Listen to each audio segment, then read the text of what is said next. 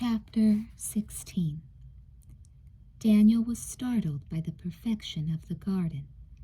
A small path drew his eyes along the bed of a small stream past beautiful rocks and plants. 3 trees seemed somehow perfectly placed around a gentle waterfall. Traditional Japanese lanterns stood on cedar poles at the perimeter. A few benches invited a visitor to rest and contemplate. What a strange place to find behind Mr. Miyagi's ramshackle house, thought Daniel. But there it was, and at the back of the house Mr. Miyagi was just putting the last few nails into a new wooden deck. "Hey, this is beautiful," said Daniel. Ignoring the compliment, Mr. Miyagi invited Daniel to kneel on the deck. Daniel knelt and picked up a strange wooden block with a leather strap on it. "What's this?" "Japanese sander." "How does it work?" Solemnly, Mr. Miyagi answered, "Funny you should ask," attaching the sander to Daniel's hand with the leather strap. He showed him how to make perfect circles with the sandpaper on the rough wood deck. "Wouldn't it be easier to go back and forth?" "Hi, but you go circle." He rose and walked into the house, leaving Daniel with a stack of fresh sandpaper and a large unsanded deck. Daniel was disappointed. He wished he knew what the purpose was in these chores. But he made the promise to Mr. Miyagi, and he couldn't question his teacher. Daniel was near the end of his task when Mr. Miyagi appeared on the finished portion of the deck with a hibachi. Soon there was a charcoal fire burning in it, and the wonderful smell of cooked fish spurred Daniel to finish quickly. He was very hungry when he saw Mr. Miyagi take the finished meal inside. Hurriedly, Daniel completed the sanding and tidied up, mopping his sweaty face and chest with his shirt. He rinsed off at a faucet by the side of the house and headed inside, hungry and expectant. Mr. Miyagi greeted him at the door with a contented belch. "Splinters gone?" "Yeah," said Daniel, looking over the old man's shoulder to see one very empty plate at the table. He could barely hide his disappointment, but Mr. Miyagi apparently didn't notice it. He was too busy sliding back and forth on the deck, feeling for splinters with his feet. "Good," he said. "Come morning, 6 a.m. He bowed to Daniel and turned to go into the darkness of his garden. Daniel found himself bowing to the air. Perplexed and somewhat hurt, he left for home. After a good night's sleep, however, Daniel was feeling better. It seemed pointless to develop any resentment against Mr. Miyagi. Either he would teach Daniel karate or he would not. Nobody else was going to do it. In the meantime, Daniel decided he sure was learning some funny ways to do things. Nobody sands in circles. Engrossed in these thoughts, he entered Mr. Miyagi's house at 6 o'clock to find him exactly as he had found him the first time they met. Snap! The chopsticks chased a wayward fly, missing. Daniel sat down to watch. After a moment, he asked, "Wouldn't a fly swatter be easier?" "Ah, but a man who can catch fly with chopstick can accomplish anything." Why was it everything Mr. Miyagi said seemed so simple, thought Daniel. How could catching a fly with chopsticks mean so much? Daniel realized that the purpose wasn't to be victor over the fly, but to be victor over one's own weakness. Simple, sort of. "Ever catch one?" Daniel asked. "Not yet." "Can I try?" Mr. Miyagi nodded to indicate another pair of chopsticks. Daniel took them and sat down cross-legged on the floor. He tried holding the chopsticks, but it was awkward at first. He'd always had trouble doing this to eat fried rice, and he wondered why he thought he could catch a fly with chopsticks. After a few minutes, though, he found that he could manipulate them a bit. Then he began looking for a fly. Mr. Miyagi glanced at him from the corner of his eye, then turned his attention back to his own chopsticks. Snap! Nothing. Daniel watched as a fly approached him. 3 feet, 5 feet, 4 feet, too high. Now closer, 3 feet, 2.5, 2, snap! There, caught between Daniel's chopsticks, was a squirming fly. Mr. Miyagi laid his own chopsticks down and stood up. Hey, look at that, Mr. Miyagi, huh? Not bad for a kid from Newark. Miffed, Mr. Miyagi grunted, beginner's luck, and walked to the door. Daniel grabbed an imaginary telephone with his free hand. Hello, he said. Yes, sir. Ah, yes, sir. He's right here, sir. All right, sir. He cradled the phone and addressed the struggling fly. Okay, you're in luck. That was the governor. You got a reprieve. Just in time, I might add. He stood and, still holding the fly, walked to the door. Now go on, he said to the fly. No more in the house. He released his captive and walked over to Mr. Miyagi. Hey, Mr. Miyagi, does that mean I can accomplish anything? Mr. Miyagi thought for a second, weighing his answer. Yes, but first paint fence, he said, handing Daniel a brush and indicating the open paint cans and the fence surrounding the garden. Up, down, all in wrist, see? Up, down. Breathe in, out. Don't forget. He watched Daniel for a few moments to be sure he was going up, down, and then walked into the house. 3 hours later, Daniel re-entered the cabin. Mr. Miyagi was tending his ancient bonsai with the utmost concentration. Daniel interrupted him by flopping down on the mat near him. Finished, he said, relaxing as much as he could without smearing his paint-splattered clothes on the floor. Mr. Miyagi's attention, however, did not waver from his tree. Both sides, he asked. Frustrated, Daniel left to paint the other side. After all, he thought, he could do anything. Chapter 17.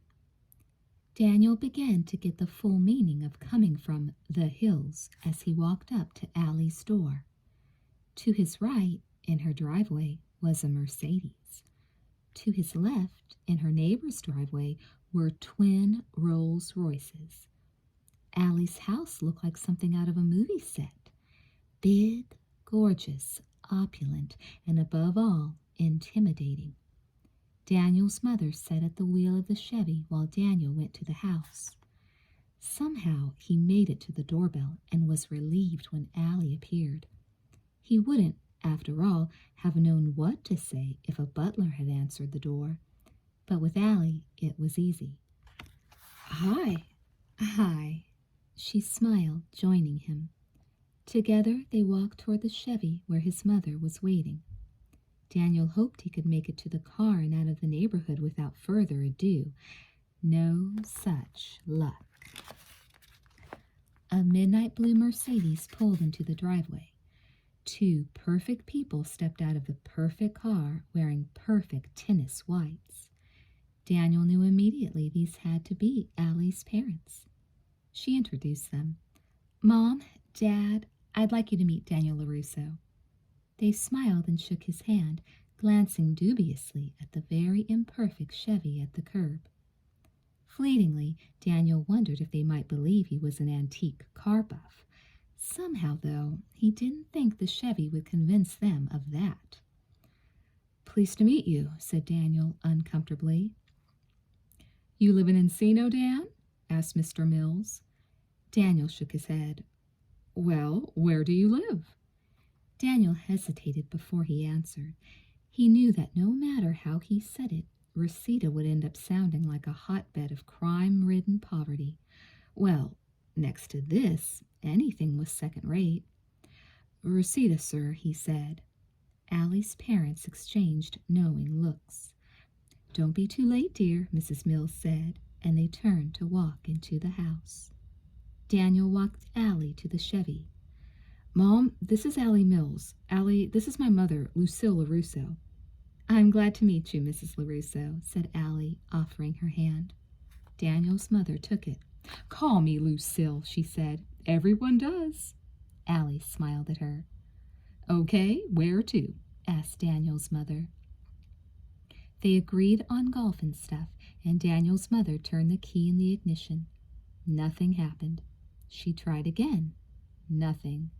Say, Allie, she said, can you drive? Sure, Allie replied, matter-of-factly. Great, she said, moving out of the car to let Allie take the wheel. Daniel got out with her. We'll push. You let it roll, she told Allie, and when I say now, pop it, okay? Okay. Daniel knew the drill. This had happened in Michigan. It had happened in Nevada.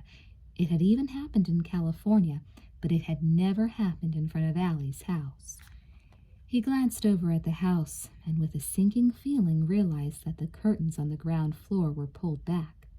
Allie's perfect mother and father were watching them start their less than perfect car.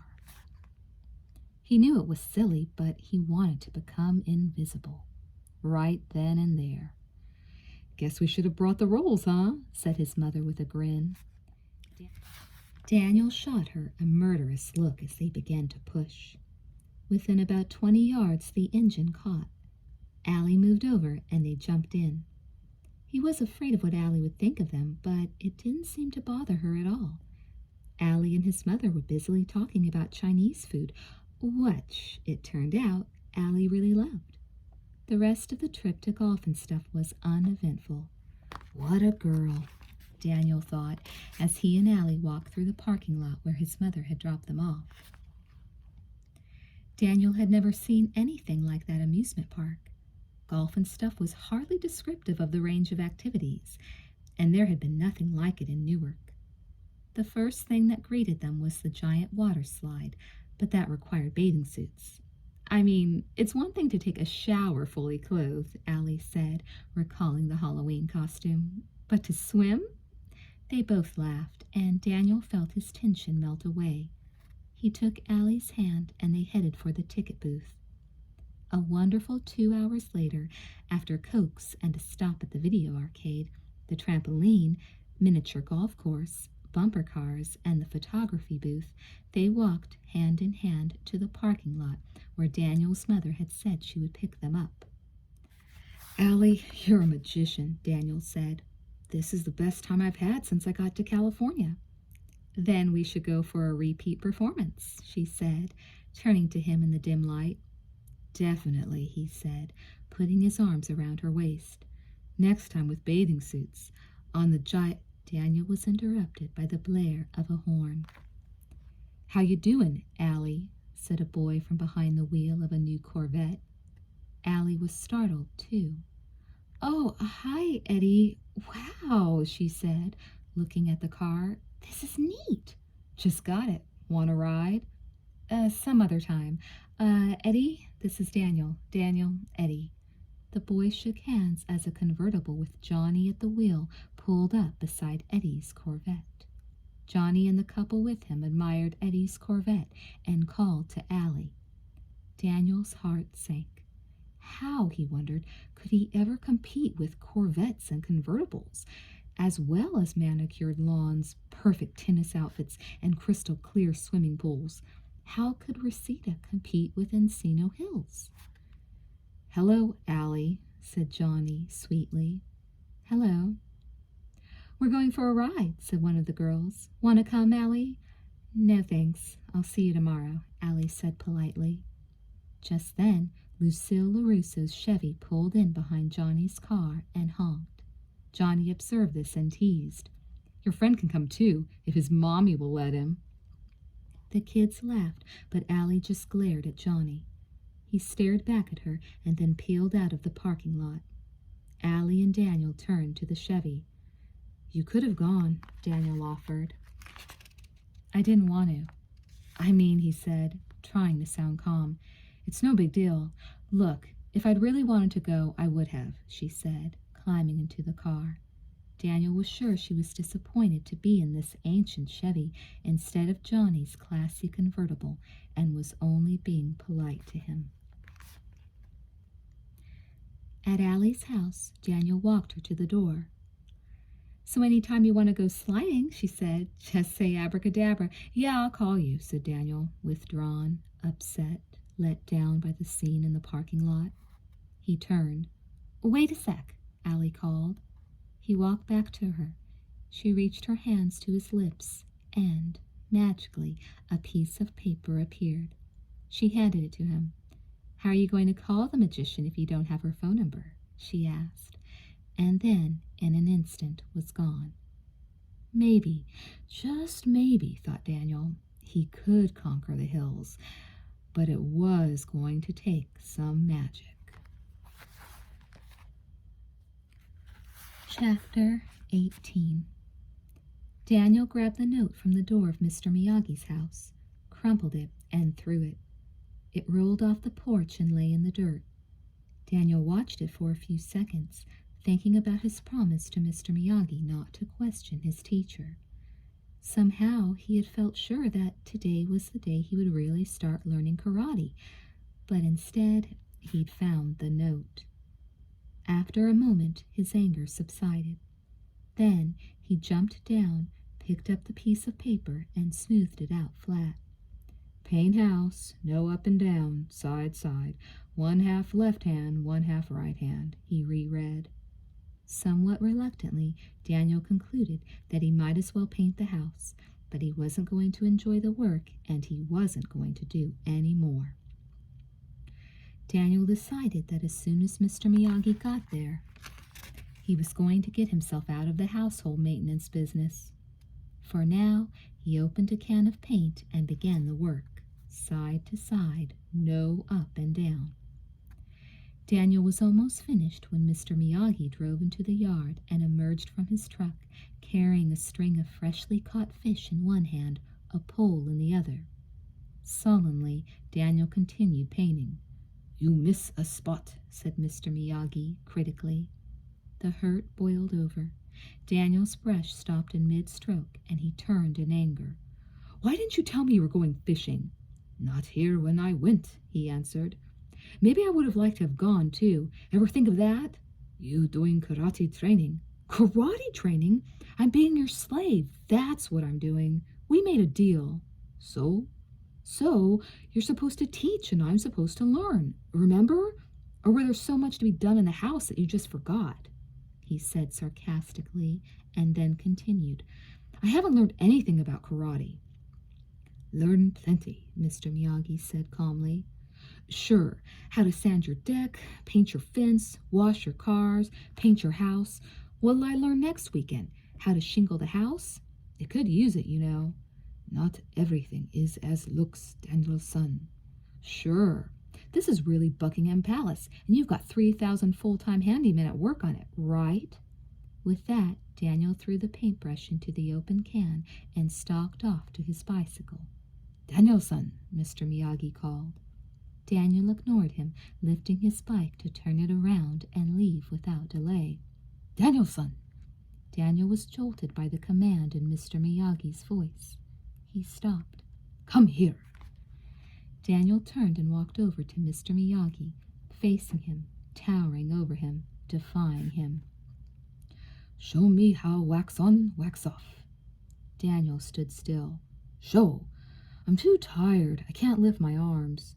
Mr. Miyagi rubbed his hands together in circles, faster and faster, until they seemed to be smoking. He walked behind Daniel and began to rub the muscles and sinews in his shoulders. Suddenly, Daniel felt sharp pressure on his tired muscles, and then relief. It was amazing. "Now show," said Mr. Miyagi. "On, off." Slowly, Daniel lifted his arm and began to demonstrate the technique. Mr. Miyagi corrected the angle of his elbow. "Show left, right, left, right, left, right." Daniel felt the rhythm of the command and obediently mimicked the movements he knew so well, making perfect half circles in the air. Suddenly, Mr. Miyagi threw a chest punch at him. Before Daniel realized it, one of his circling hands intercepted the punch and deflected it effortlessly.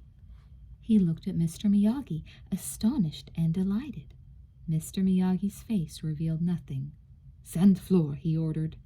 Obediently, Daniel showed the circles of the sanding motion. Mr. Miyagi made a slight correction to Daniel's gestures and then shot a kick to Daniel's stomach. Smoothly, Daniel deflected the kick with his sanding motion.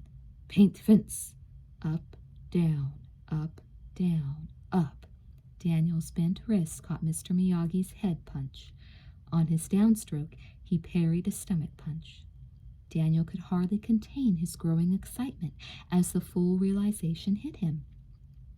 While he had been performing those perfectly ordinary chores for Mr. Miyagi, he'd also been gaining some extraordinary skills.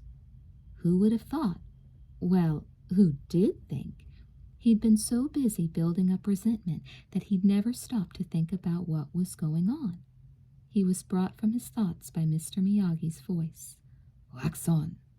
Mr. Miyagi fired a chest punch, which Daniel deflected easily, naturally. "Wax off." Again, the block was there. "Paint up." Daniel's snapping block was there to meet the attack. "Down." The heel of Daniel's palm caught the impact of Mr. Miyagi's fist. "Side." Daniel blocked again. As Mr. Miyagi continued to fire commands, Daniel responded with errorless, effortless blocking techniques, evading and deflecting all the punches and kicks Mr. Miyagi aimed at him with increasing speed. "Side, sand, on, off." Suddenly, at the height of the exercise, Mr. Miyagi stopped. Daniel, breathing hard and elated, waited for more. Finally, Mr. Miyagi picked up his fish. "Come tomorrow," he said, and disappeared into the house, slamming the door behind him. Chapter 19. The cold waters of the Pacific Ocean nipped at Daniel's toes as he thought about Allie. Allie at school, Allie on the soccer field, Allie on the beach, Allie with the cheerleaders, Allie on his mind. It was Monday after school, and he would have to wait until Friday for their date. On Friday night at 9:30, he was meeting Allie at the country club after she'd had dinner with her parents. They'd go on the giant water slide. They'd play video games again. Well, he told himself, "Don't think about that now."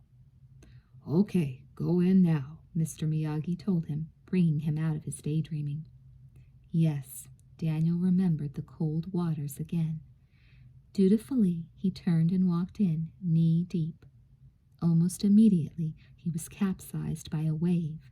He emerged coughing and sputtering and looked to his teacher for sympathy. "Not to worry, we'll feel good." When? When finish. That was certainly true. Time and again, the old man had shown that he knew what he was doing in Daniel's training. Daniel was confident that was true now. He just wished he could be out of the icy Pacific and into the familiar pool at the Y in Newark. No, on second thought, he didn't wish that at all. He didn't want to go back to Newark. Between the friendship and respect he felt toward Mr. Miyagi and his feeling, could it be love, for Allie, he knew he really wanted to stay here in California. It wasn't going to be easy, but Daniel knew there was something special here for him. He turned back to the Pacific and went in, bracing himself against the onslaught of the ocean. Following Mr. Miyagi's instructions, he began throwing front kicks into the waves, fighting the undertow. Eventually, he found his rhythm and began his practice in earnest. The power and increasing persistence of the waves seemed perfectly suited for kick practice. It didn't feel good yet because it wasn't over, but it was satisfying to see such progress in his skills. When he was done, he sat on the beach and wondered where Mr. Miyagi had gone. At first, Daniel didn't see him because he was standing perfectly still on his left foot, perched like a seagull on the top of a piling in the water, last remnant of an abandoned pier. A wave loomed toward Mr. Miyagi, so menacing that Daniel was ready to go to his rescue. But at the instant it broke, Mr. Miyagi leaped high into the air, fired a kick with his left leg, and landed, completely balanced on the piling in the same position in which he had started. It was awesome. Later, Daniel's curiosity got the better of him. He had to ask Mr. Miyagi about it. What was that you were doing on the pilling? Crane technique. Does it work? Do right, no can defense. Daniel could certainly believe that. Can you teach it to me? First learn stand, then learn fly, Mr. Miyagi answered. Daniel was disappointed. Nature's rules, Daniel-san, not mine. Daniel knew he was right. Chapter 20. Not bad, said Daniel's mother admiringly. Daniel had to agree, looking at himself in the mirror. Definitely casual, but cool. White shirt over white pants, even white shoes. Definitely. Daniel, you know, I'm kind of tired tonight. I don't really want to chauffeur you and Allie. Daniel's heart fell. So, she continued, why don't you just take the car? Here are the keys. Overjoyed, Daniel kissed his mother on the cheek. Good night, Mom, and thanks. He left the house at 9 o'clock. By 9:15, he was waiting in the parking lot at the country club. At 9:16, he realized, much to his dismay, that his casual but cool white-on-white look was identical to the uniform of the valet parking attendants at the club.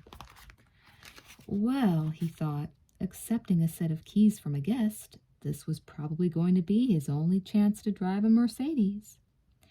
Dutifully, he parked the car in the lot and returned to the front of the club. At 9:21, he parked a Rolls, very carefully. At 9:30, he stood patiently by the door. At 9:40, he was still there. At 9:45, he was anxious. Nervously, he walked to the rear of the club and discovered the open kitchen door. Because of his white camouflage, no one questioned his presence in the kitchen. Somehow, he found the door to the dining room and looked through it. A wide circle of candlelit tables surrounded a small dance floor. On one side, an orchestra was pumping out a pathetic mimic of a disco beat. The dance floor was crowded with couples. Daniel tried to adjust his eyes to the dim light. Too soon he succeeded, for there, on the dance floor, was Allie, dancing with Johnny. Johnny's eyes met Daniel's. Allie's back was to the kitchen. Tenderly, Johnny put his hands on Allie's hair and tilted her face toward his. And then, as Daniel watched in horror, Johnny leaned down and kissed her. Without thinking, Daniel spun around. He had to get out of there at any cost. As he turned, however, he rammed into an unsuspecting waiter, and both of them landed sprawled on the floor, while dishes clattered and crashed around them, mingling broken pottery with chicken Kiev. Daniel scrambled to his feet, aware that all eyes in the dining room were on him. There was only one pair he cared about, though, and he locked eyes with Allie just before he ran out, through the kitchen, past the Mercedes, past the Rolls, past the Cadillacs and Lincolns, to the welcome and familiar 1969 Chevy station wagon. Daniel didn't know until that moment that the old car could still leave rubber. Chapter 21. Every time Daniel let his concentration slip from the urgency of his bicycling, he thought again of the awful scene in the country club. Allie and Johnny. Johnny kissing Allie. If only he didn't care. But he did. With renewed conviction, he returned his attention to cycling. He was only a little bit surprised to find that his furious cycling had brought him to Mr. Miyagi's house. He thought he had been riding aimlessly. What did surprise him was what he found there. Weird, slurred singing drifted out into the night from inside the dark house. Daniel knocked on the front door, and the singing stopped. Slowly, the door opened. There stood Mr. Miyagi, reeking of scotch, dressed in a World War II Army uniform, his chest covered with battle ribbons and medals. "Am I disturbing you?" asked Daniel. Come in, come in."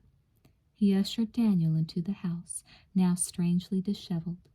A nearly empty bottle of scotch stood on the low table, surrounded by yellowed newspaper clippings and framed photographs. Mr. Miyagi walked unsteadily to the table, poured 2 healthy shots of scotch, and handed one to Daniel, clinking glasses. "Kumpai," he said, downing the glass's contents. Daniel cautiously lifted his glass to his lips and winced at the sharp taste. "Drink, drink," insisted Mr. Miyagi. "Bad luck toast and then no drink. Bonsai." "Like the little trees?" Daniel was confused. No, not bonsai. Bonsai, bonsai, try. Bonsai, bonsai, bonsai. Ah, good enough, said Mr. Miyagi, downing a second shot of scotch. Obediently, Daniel swallowed his entire glass. The liquid burned, making him cough and sputter. Mr. Miyagi laughed, pounding Daniel's back good-naturedly while refilling his own glass. The scene had a surreal quality. Perhaps it was the strangeness of seeing the usually controlled old man so out of control. Daniel reached for reality. "What are we celebrating?"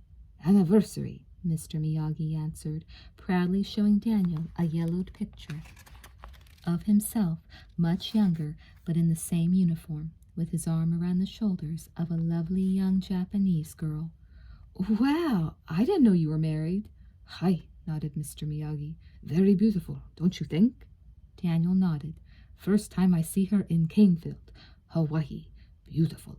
Very good cane cutter, too." "Where is she now?" asked Daniel, a little afraid of the answer. Mr. Miyagi seemed unaware of Daniel's question as he walked to a cabinet and fetched another bottle of scotch. Daniel looked for the answer on the table. He spotted a headline on a yellowed newspaper which brought him up sharply. "Japanese Americans interned. President cites wartime security."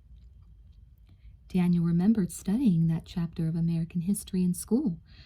For the duration of World War II, the Japanese Americans were taken from their homes and put into camps together. Frequently, their homes and property were seized or rendered valueless. The idea was that their sympathy might be more with America's enemies than with America. Also, they were told some Americans might treat them badly. So, the camps were supposedly for their own protection. To Daniel, that had always been a shameful part of America's history, but until that instant, it had been just that, history. With a jolt, Daniel realized that real people like Mr. Miyagi's wife had been interned while their men, like Mr. Miyagi, were battling for America. The irony of the situation cut like a knife. Yet, what had happened to Mrs. Miyagi? Mr. Miyagi handed Daniel a picture of the young bride, this time alone and very pregnant, standing behind the barbed wire of an internment camp. "Look at the picture, Daniel-san. To be first American-born Miyagi." Mr. Miyagi snapped to attention. "Sergeant Miyagi reporting, sir." Clutching a tattered paper in his hand, he saluted an imaginary lieutenant, missing his mark and knocking his hat on the floor. Daniel watched Mr. Miyagi's wobbly stance cause the metals on his chest to tremble. Daniel knew that those were the mark of a man who had fought as bravely in Europe as he had for Daniel. Mr. Miyagi continued his monologue, which was now very garbled by scotch. "Sergeant Miyagi, regret to inform complication, sir. No doctor at camp, sir. Regret to inform mother-child complication birth, sir. First American-born Miyagi, home of free, land of brave." His voice trailed off as his body set heavily on his bed. He passed out. "Mr. Miyagi?" No answer. Daniel stood and looked around, uncertain what to do. He looked again at the newspapers on the table and found they were stories about the heroism and casualties of the Japanese-American troops on the European front. Mr. Miyagi snored loudly and shifted his position, dropping his glass to the floor with a crash. Daniel walked over to him to be sure he'd be all right. He put his feet on the bed and pulled the blanket up on him tenderly, feeling suddenly as if they had changed places. It was only as he took Mr. Miyagi's hat to put it on the table that Daniel noticed his dog tags flopped across a particularly large medal. It was a Congressional Medal of Honor. It took Daniel's breath away.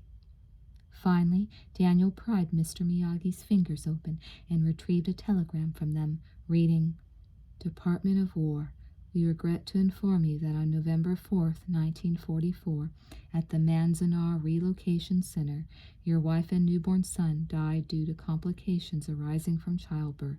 Our sincerest condolences and sympathies. Daniel looked down at the small, crumpled figure snoring peacefully on the bed. He reached down and lovingly removed a thread from the old uniform, smoothing the silver hair. Daniel blew out the lantern, throwing the room into darkness, and left. Chapter 22. As soon as he rounded the corner, Daniel could see Allie standing by the school door, waiting for him, probably to make some kind of excuse about Friday night. Daniel didn't want to hear what Little Miss Country Club had to say. He walked right past her into the school. He was tempted to turn when he heard her call, but he really didn't want to be heard again. She ran up to him and stood in front of him. Daniel, I want to explain. He winced when he saw a bandage on her hand, but it didn't stop him. He walked around her. Would you at least listen? And be lied to? He evaded her again. You're rude. That stopped him. He turned on her in anger. How can you tell? You live in a world of rude people. I just want all of you to leave me alone. He stalked off, leaving Allie behind him. Somehow he felt that nothing he'd ever done hurt as much as that. Although he knew it was over with Allie, the conflict with Johnny wasn't that simple. He'd have to finish his karate training and meet Johnny at the tournament, completing the battle they'd begun that first day on the beach. What would things be like now if he'd never showed off his hot dog soccer moves to Allie? Different.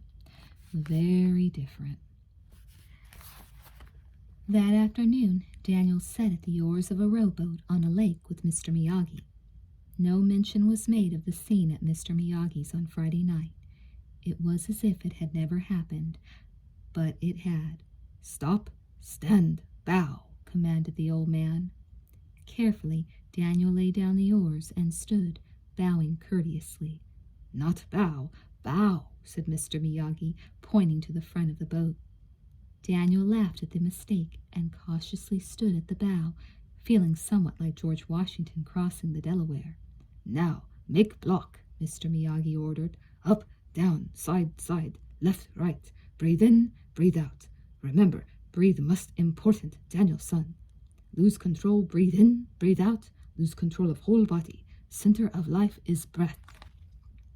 Daniel nodded and began the blocking and breathing exercises. At first, it was very difficult, but as with the kicks and the waves of the ocean, he caught the rhythm of the rocking boat in the still water and began to feel secure. When am I going to learn to punch? He asked. In response, Mr. Miyagi began to rock the boat, breaking Daniel's rhythm and tipping him. Unceremoniously, Daniel landed, shoulder first, in the cold water. When he emerged, sputtering, Mr. Miyagi answered his question. When learn, keep dry, he said wryly, and helped Daniel climb back into the boat. More important than learn punch or block, he continued, handing Daniel a towel, is to learn balance.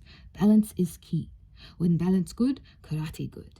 Everything good. When balance bad, better fix quick or pack up and go home. Understand? Yeah. Then go practice. Daniel returned to the bow. And no scare fish. Mr. Miyagi admonished him, baiting the hook on his fishing line. Hundreds of blocks and 3 fish later, Daniel spoke again, without breaking his tempo. You ever get into fights when you were a kid? Lots. But it wasn't like the problem I have. Why not? Fighting all same. Well, for one thing, you knew karate. Always someone else know more, no different from now. You mean there were times when you were scared to fight? Scared all times, Daniel-son. Hate fighting. But you like karate. So, karate is fighting. That's why you train, to fight. That's what you think, really? Was it? Daniel thought a moment. No. Why train then? The old man challenged. So I won't have to fight. Mr. Miyagi smiled broadly, obviously proud of Daniel's growing wisdom. Hope for you yet, he complimented. Come, row. Where to? Asked Daniel, obeying. Ready to learn punch.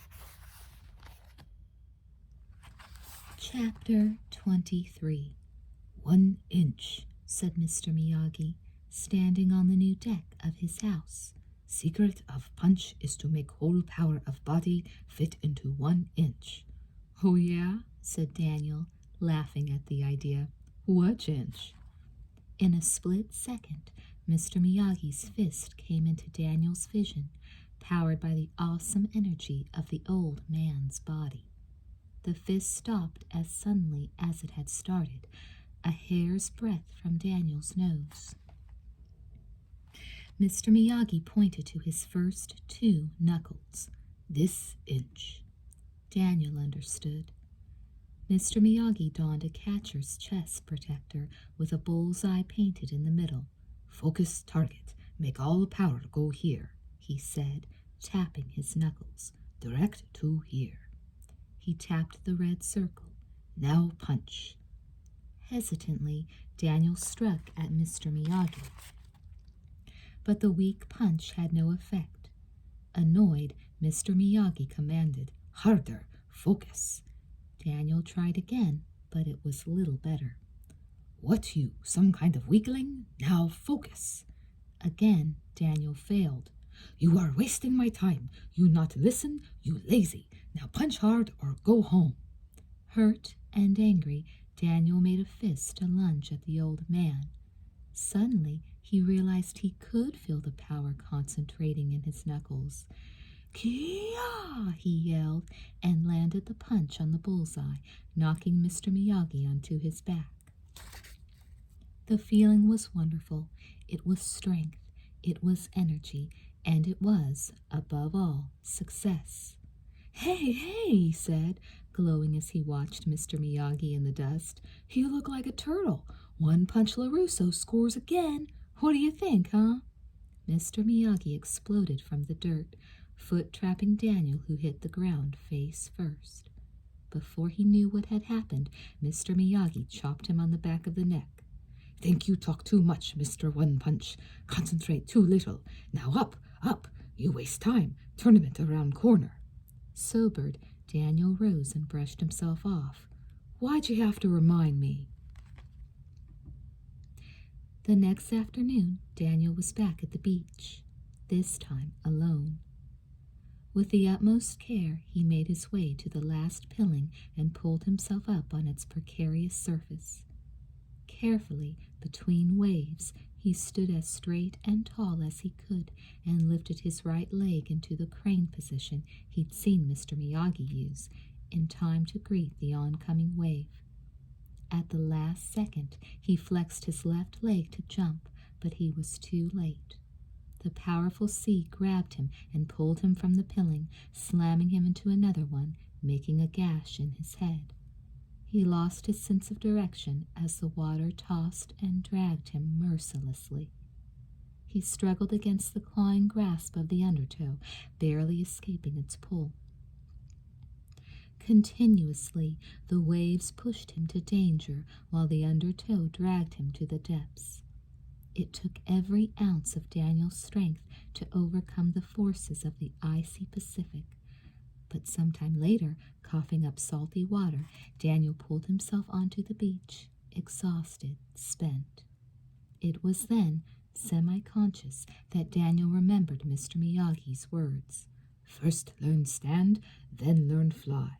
Nature's rules, Daniel-son, not mine. How long, he wondered, lying half in and half out of the water, still unable to move.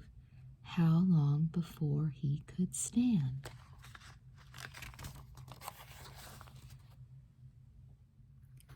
Chapter 24. 16! 16 at last! Daniel entered Mr. Miyagi's cabin that night to find a traditional American birthday party, with some Japanese flavor, in progress. He was the guest of honor, of course, Mr. Miyagi the host, and the karate practice dummy, whom they dubbed Hashimoto, the only other invited guest. Mr. Miyagi, wearing a pointed crepe-papered hat, entered, singing and carrying a birthday cake whose candles were the only illumination in the room. "Make a wish," he ordered. That was easy. Making it come true would be the hard part, thought Daniel, recalling Allie's beautiful smile. He blew out all the candles. When Mr. Miyagi lit the gas lantern, Daniel found a package in front of him. He opened it as Mr. Miyagi cut and served the cake. "So, how's been the birthday? Got my driver's license. Congratulations, Daniel-san. Now you don't need learn to fly. You can drive," he teased. Daniel smiled and then lifted the lid from the box. It was a brand new gi. On the back of the jacket, a bonsai tree was embroidered, and above it were some Japanese characters. "Miyagi-Do Karate," Mr. Miyagi read. Daniel was stunned. He tried the jacket on immediately. It fit perfectly. "Oh, man, thanks, Mr. Miyagi. You too, Mr. Hashimoto. It's great." He stood and tried some blocks and kicks. Somehow, the jacket made it all feel so much more like the real thing. Then he remembered that it was the real thing, that the tournament was the next day. Deflated, he sat down and began to eat the cake. "You think I have a chance? Not important what Miyagi think. Miyagi not fighting. I don't feel like I know much stuff. Feeling correct." "Boy, you sure know how to make a guy feel good," said Daniel, laughing in spite of the gloomy outlook. Mr. Miyagi smiled and bowed. "Trust quality, not quantity, Daniel-san." Daniel wanted to change the subject. "Look," he said, displaying his brand new driver's license. Mr. Miyagi dutifully admired it, but his eye was caught by something else in Daniel's wallet. A picture of Daniel and Allie taken at the arcade that night so long ago. "Didn't know you had sweetheart," he said, pulling the picture out to inspect it. "I don't. Look nice together," Mr. Miyagi said analytically. "Different, but same." "Nah, different but different," said Daniel, taking off the jacket. "Where are you going? Can't leave without Miyagi's present." "Oh, hey, Mr. Miyagi, you really have given me enough." "No lip," Mr. Miyagi chided, walking to the door. "Just come." Daniel followed him out the door, and they stood looking at the vintage automobiles. "Choose," he said, gesturing toward the cars. Daniel was awestruck. Could he really mean? "Oh, no, I couldn't. Hurt old man's feelings, Daniel-san." Well, yes, he could choose. Unhesitatingly, Daniel walked to the yellow Chevrolet convertible, opened the door, and climbed in, enjoying once again the regal feeling of being so far above the ground. With a start, Daniel saw that the keys were in the ignition, that the keychain was Mr. Miyagi's dog tags. He'd known what car Daniel would choose. Daniel was so overcome he couldn't speak. "Remember, license no replace eyes and ears," Mr. Miyagi warned him, helping Daniel to recover. But at that moment, Daniel remembered the tournament and his spirit broke. "I'm scared," he confessed. "Understand. Should be. Remember lesson of balance, yes?" "Yes." "Not just lesson for karate, Daniel-san. Lesson for whole life. Whole life. If you balance, everything you do will be better. Karate too." Mr. Miyagi handed Daniel the picture of him and Allie. "Understand?" Daniel nodded, smiling. "Thanks for everything, Mr. Miyagi. You're the best friend I ever knew." "You pretty okay too, Daniel-san," said Mr. Miyagi, smiling. "Now go," he urged. "Go." Daniel turned the key and glowed at the purr of the engine. He shifted into reverse, released the emergency brake, and let out the clutch. "Banzai!" called Mr. Miyagi. "Banzai!" Daniel answered happily.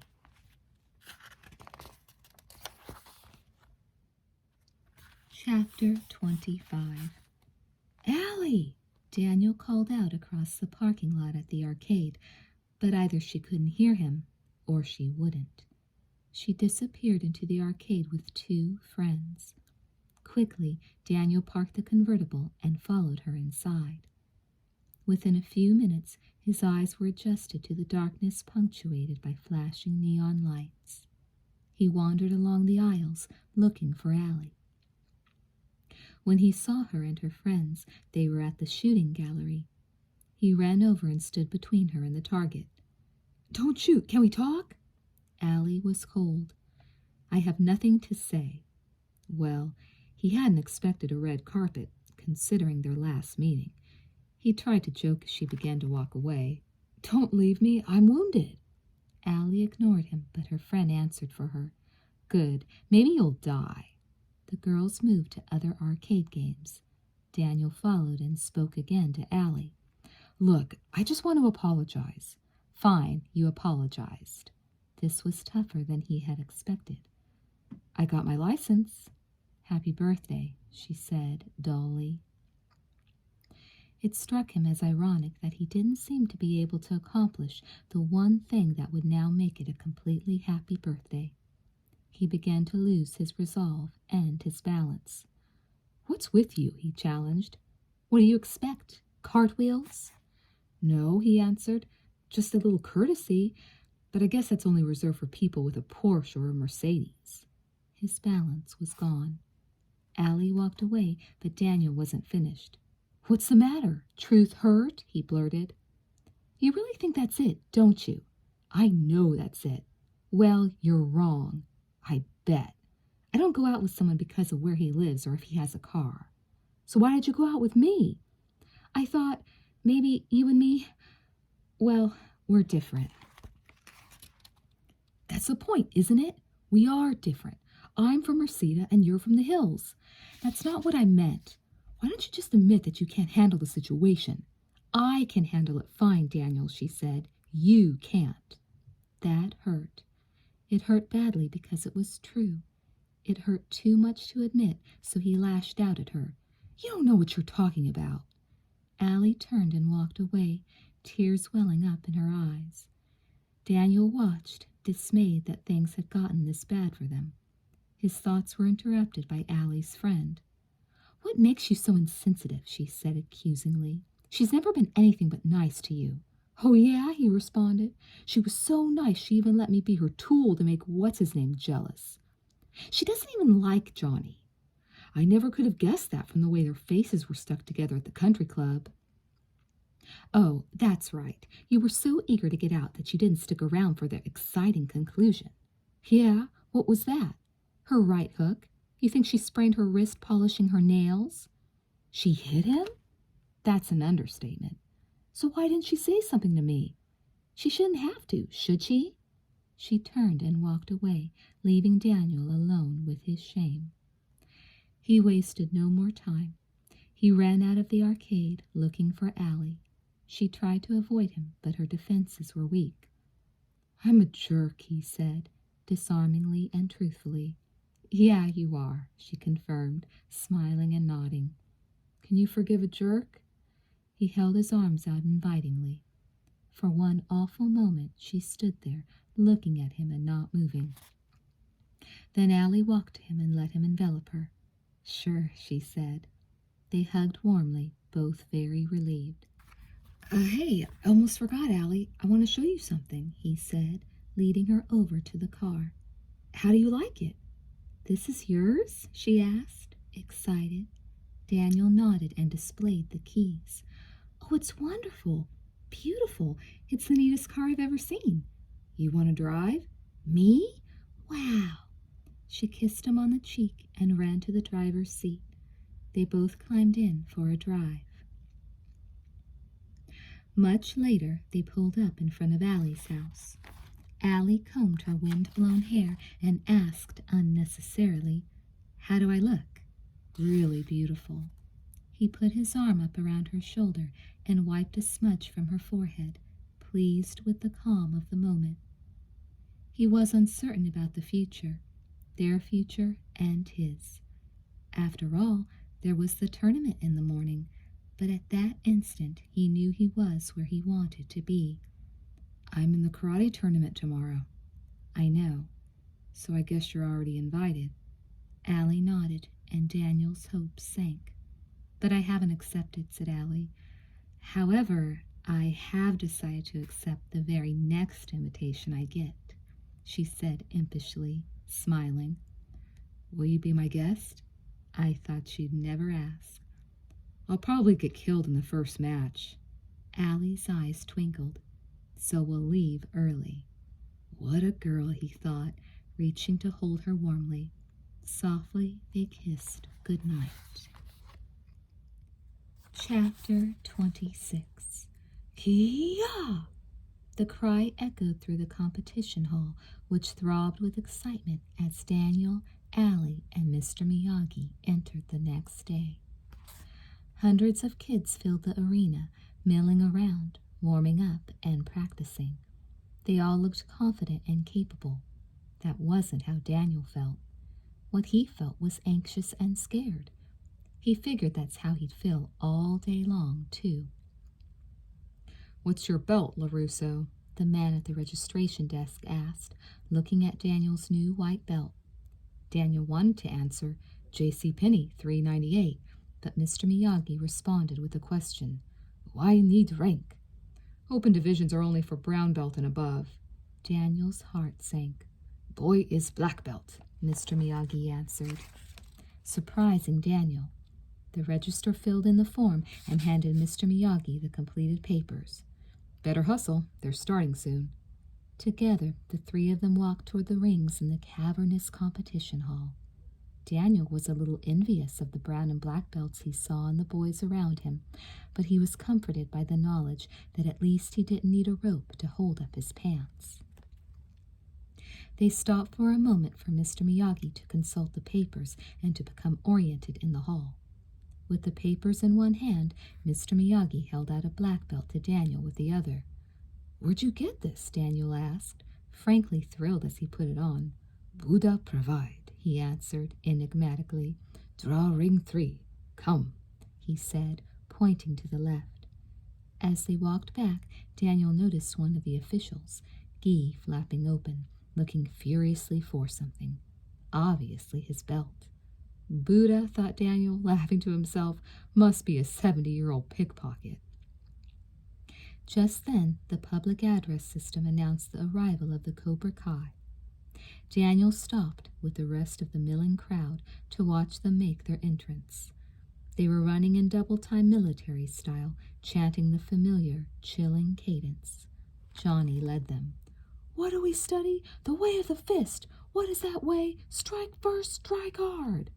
Well, today was the day, thought Daniel. He would be testing the way of the fist against the way of Miyagi. Daniel felt his anxiety fade.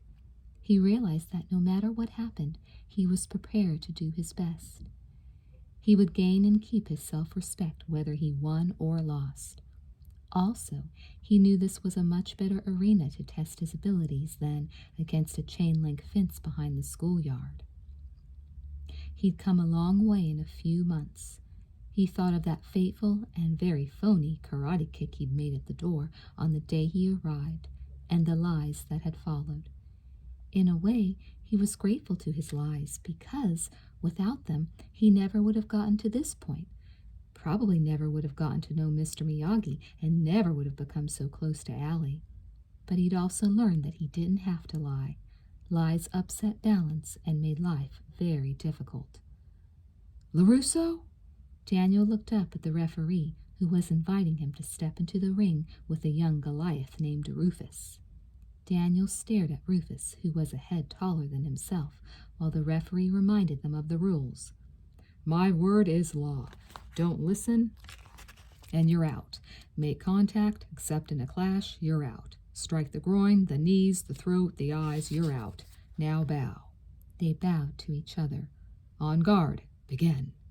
Rufus opened with an explosive back kick, catching Daniel in the shoulder and lifting him right out of the ring. The referee signaled him to come back. Try to keep it in the ring, LaRusso. Continue. Some bystanders laughed. Daniel realized he would have to keep his attention as focused on his opponent as his power could be focused into 1 square inch. He couldn't afford to let his mind wander. Rufus charged, throwing a barrage of punches, but none of them landed effectively. They did, however, drive Daniel back to the edge of the ring. The referee snapped at him. "One more warning, LaRusso," he threatened. "On guard. Continue." Daniel walked back to the center of the ring, noting as he did that several cobras stood in the audience, eyeing him smugly. That was enough. When Rufus charged with a sidekick, Daniel sidestepped, mid-blocked, and fired a reverse punch to the spine. "Point, punch, LaRusso, continue." Rufus charged again, this time with a front punch. Daniel hopped to the side deftly and snapped a roundhouse kick to the boy's stomach. It wasn't a great kick, but it was sufficient to halt Rufus and deflate him. "Point, kick, LaRusso, bow, winner, LaRusso, Miyagi-Do." The cobra stared icily. Allie cheered wildly. Mr. Miyagi, never one to show much emotion, simply beamed. One Punch LaRusso had learned his lesson, though. Winning one match was hardly the same as winning the next, or beating Johnny. He still had a long way to go in the tournament. Cockiness wouldn't get him there. In the next hour, he had 2 more matches, neither as hard as the one with Rufus, though both opponents were tougher than Rufus. The lesson on concentration that Daniel had learned from Rufus was a valuable one. After the first match, Daniel had watched as his opponent's mother comforted him. Daniel wondered where his mother was, wondered if she would be angry when she found his note about the tournament on the refrigerator. By the end of the second match, that question was answered. Daniel's opponent charged with a punch.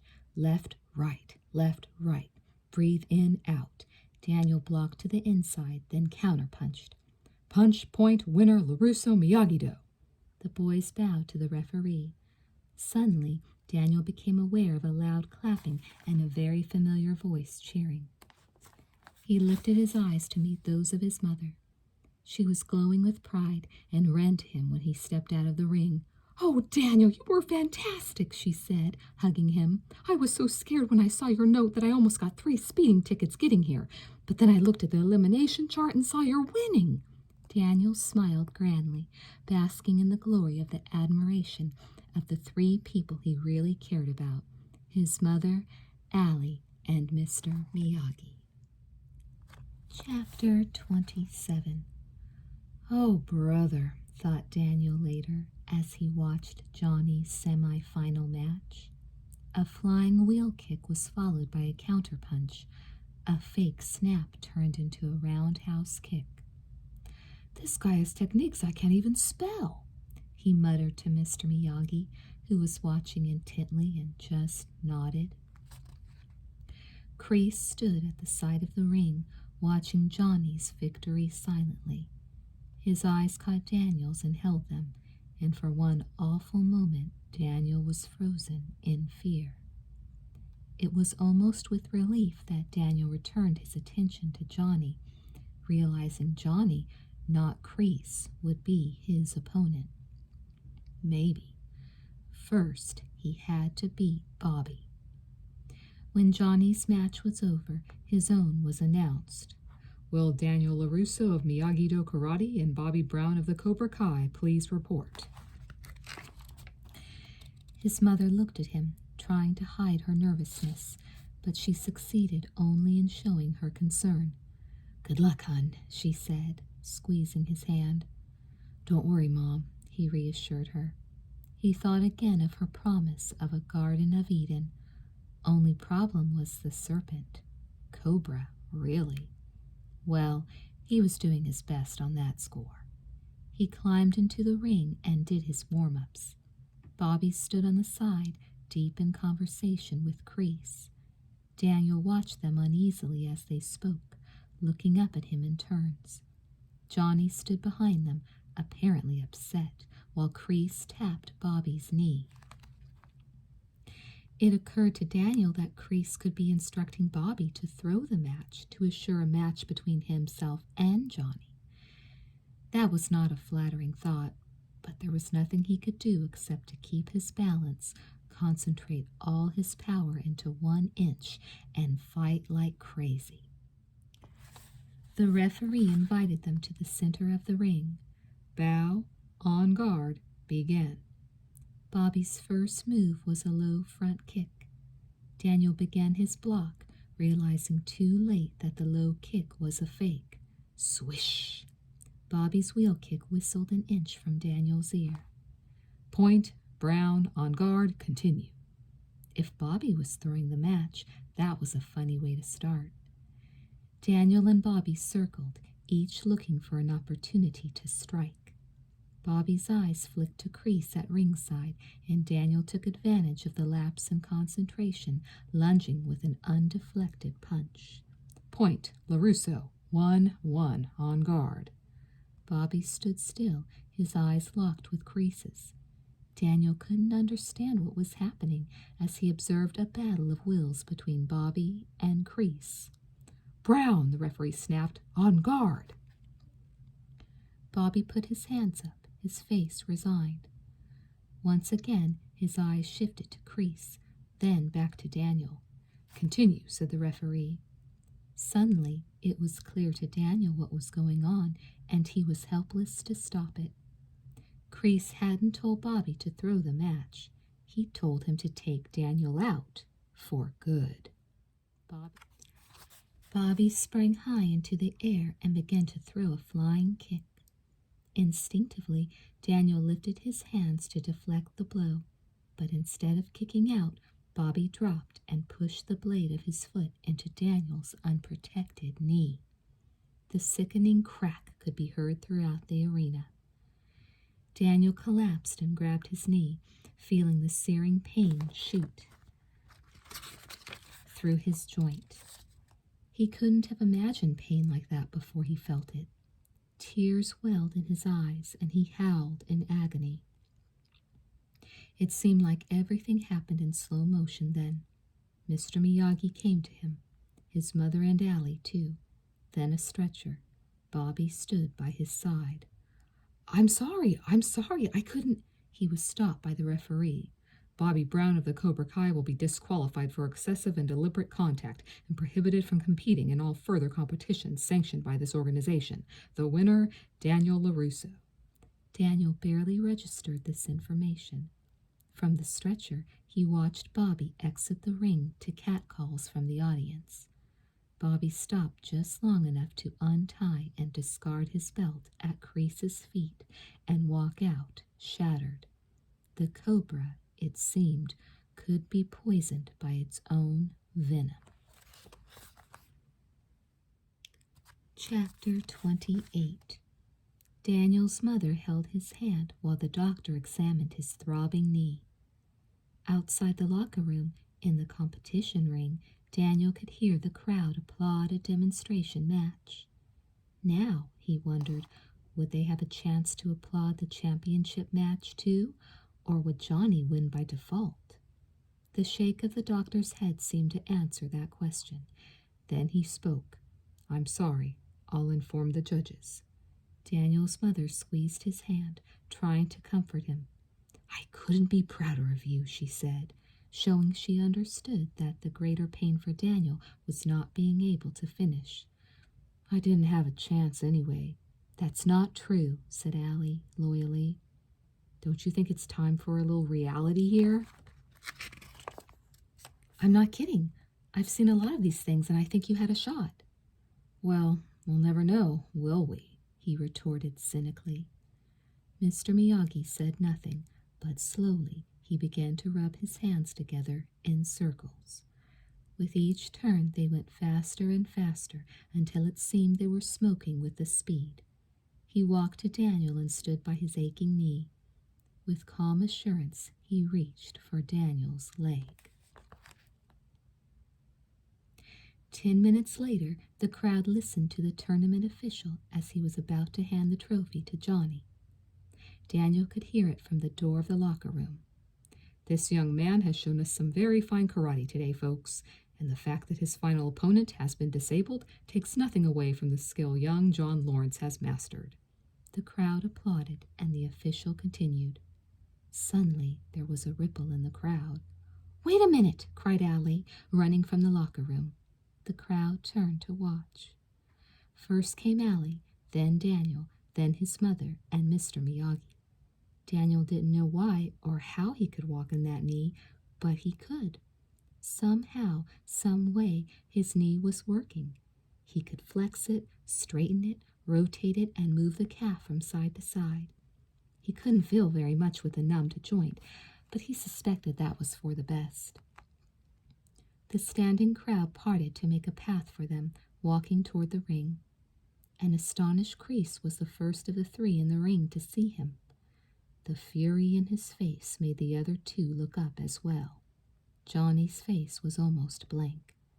Daniel wondered for an instant if there was a slight flicker of relief in those stony eyes, but rejected the thought. Only the official showed unmasked joy. "Look at this young man, folks. Let's give him a hand." Then, addressing Daniel, "How's that leg, son?" In answer, Daniel threw 2 kicks, his eyes frozen to Johnny's. The official patted him on the back and spoke to the crowd again. "Isn't that just exactly what this is all about, folks?" The crowd clapped in appreciation, but Daniel hardly heard them at all. "All right now, folks," boomed the announcer over the public address system. "Here is the big event, the title match to determine victor and champion of the All-Valley Under-18 Championship. Daniel LaRusso, Miyagi-Do Karate versus John Lawrence of the Cobra Kai." Johnny and Daniel met at center ring. "You know the rules, boys. 3 points wins. Let's give these people a championship match they won't forget." That's just what Daniel intended to do. The look in Johnny's eyes confirmed his agreement on that point. "Bow, on guard, begin." Johnny opened with a flurry of punches and kicks, driving Daniel back. Then Johnny switched to a wheel kick, which Daniel evaded by ducking and countered with a strong reverse punch to the stomach. "Point, LaRusso, continue." The crowd was still and silent, almost as if they feared to break the boys' concentration. Daniel and Johnny circled, each looking for a point of attack, each oblivious to the rest of the world. Suddenly, Johnny lashed out with a backhand slap, followed immediately by a strong side kick. While Johnny's leg reached for Daniel, Daniel dropped onto the mat and, sitting, shot his legs around on either side of Johnny's support leg. Before Johnny could even get his other foot to the floor, Daniel twisted his legs around Johnny's ankle and brought his opponent crashing to the mat. Swiftly, Daniel scrambled to his knees and delivered a chop to Johnny's neck. "Point, LaRusso." The crowd burst into applause, stunned by Daniel's lightning reflexes and sure technique. For a brief moment, Daniel listened to the appreciative shouts and clapping. He enjoyed it. He noticed a look of surprise mixed with admiration from Johnny. In a way, it didn't matter to Daniel who won the match now. Daniel had won the crowd's respect. He'd won Johnny's respect. Most important, however, he'd won his own self-respect. Just as Mr. Miyagi had promised, he couldn't lose. "On guard, continue," said the referee. Johnny exploded with a full-powered foot sweep, which caught Daniel just below his bad knee. Daniel reeled in pain and spun off balance, right into Johnny's punch to his back. "Point, Lawrence." The Cobra Kai contingent began to cheer for their hero. They cheered even more loudly when they watched Daniel limp back to the center of the ring. "On guard, continue." Again, Johnny threw a sweep at Daniel.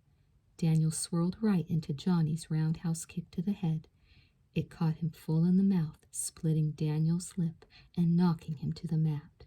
He pulled himself up slowly, wiping the blood with his sleeve. The referee spoke. "Clash, no contact. Point, Lawrence." The boys returned to the center of the ring. 2-2, match point, on guard, continue." Johnny flexed his knees, ready to attack with a lethal foot sweep once again, ready to finish his limping opponent once and for all. But Daniel was prepared to counter offensively. He was, in fact, ready to fly, and he knew it. As Johnny began his circle, Daniel raised his bad leg up and tucked it close to his body. He lifted his hands in front of him in perfect imitation of Mr. Miyagi's crane. Quickly, he caught his teacher's eyes and saw a small smile form on the old man's lips, a glow in his eyes. Johnny seemed confused and hesitated. The referee interrupted. "Continue." Johnny still stared, uncertain what was coming and how to attack. He was brought up sharply, however, by Crease's gravelly shout. "Finish him!" Johnny took a deep breath and lunged. Too late. With incredible precision, Daniel lifted his body straight up into the air, and using every remaining ounce of strength, his good leg shot out, caught Johnny on the jaw, and catapulted him onto the mat. Daniel landed amid shouts of awe and admiration from the crowd, and then his leg collapsed, dropping him to the mat as well. As he pulled himself up, he watched Crease stalking furiously out of the competition hall, looking like nothing so much as a spoiled child. Finally, Daniel stood next to Johnny. They bowed. Their eyes met in genuine respect, while Johnny took the trophy out of the referee's hands and gave it to Daniel. "Good match," Johnny said sincerely. Daniel smiled and thanked him. The referee raised Daniel's arm in victory. "Point, flying kick, LaRusso, winner!" What sweet words those were.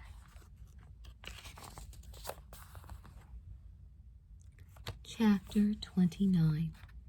A half-hour later, Daniel, his mother, Allie, and Mr. Miyagi walked happily from the nearly empty competition hall. "Lobsters are on me," Daniel's mother announced. "I'm going to go set up." She turned to leave, but then stopped, returning to Daniel. "You're marvelous," she said, kissing him. He was a little embarrassed, but nobody else seemed to care, so he simply smiled. Then his mother turned to Mr. Miyagi and kissed him as well. "You're marvelous, too," she said. With a start, she realized she might have offended him and asked, blushing, "Oh, is that an insult?" Mr. Miyagi bowed ceremoniously. "At my age, compliment." They all laughed, and Lucille ran to her car.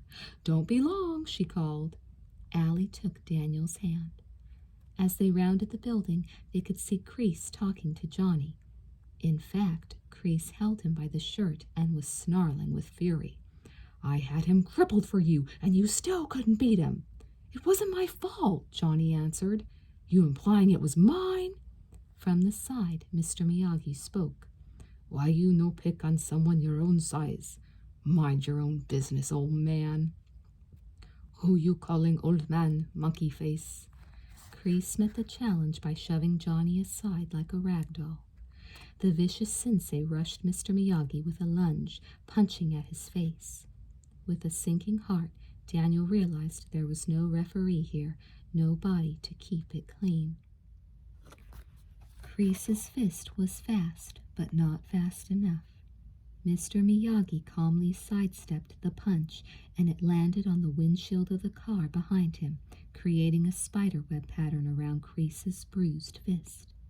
Enraged, Crease lunged again. This time, Mr. Miyagi did not sidestep. At the last possible moment, he raised his hand, palm out, and intercepted Crease's fist. Crease stopped dead in his tracks. A cold smile seemed to touch the corners of Mr. Miyagi's mouth as he slowly applied pressure to Crease's fist, forcing him to the ground. Crease was on his knees, held frozen by Mr. Miyagi's left hand. Daniel was proud of his teacher and of the evident awe Crease's students showed for Mr. Miyagi. Then, to Daniel's horror, Mr. Miyagi brought back his powerful right hand, cocked for action, and spoke. It was Mr. Miyagi's voice, but these were not his words. "Mercy is for the weak. We do not train to be merciful. A man faces you. He is the enemy. An enemy deserves no mercy." Daniel looked at Mr. Miyagi in surprise, but the old man's face was a mask of vengeance. No, this could not be Mr. Miyagi. This was not the man who had taught him self-respect. No, Daniel could not believe what he was seeing. He glanced at the Cobra Kai students, frightened at the strength of the old man's hatred, sure of the revenge it would serve on their sensei. Then Daniel looked at Kreese, the man of ice, melted by fear. Mr. Miyagi's eyes flashed. His cocked hand sailed through the air, whistling toward Kreese's unprotected head. Daniel closed his eyes, then looked. The chop had stopped with the same power that propelled it, less than an inch from Kreese's nose. A minute passed. Then Mr. Miyagi's forefinger flicked out and nubbed Kreese's nose in the lowest form of insult. Briefly, Mr. Miyagi looked to Daniel and winked. A feeling of relief rushed through Daniel as he watched him step away from Kreese. Daniel ran to Mr. Miyagi, his friend, his teacher, and embraced him, filled with pride and happiness. With his other hand, he reached for Allie, and together the three of them walked to the Chevy convertible. Daniel paused to look over his shoulder at the Cobra Kai. One by one, he saw the students take off their belts and drop them in front of the still kneeling Kreese. One by one, they walked away from him, away from the way of the fist. At last, they were learning the lesson of balance, the true way of karate. Daniel turned around again, admiring the gleaming trophy that Allie carried. How can I go wrong, he thought. With a terrific man like Mr. Miyagi for a friend, the most beautiful magician in the world for a girlfriend, and a mother who will spring for lobsters every time I win the All-Valley Under-18 Karate Championship. A guy could really turn on to a Garden of Eden like this.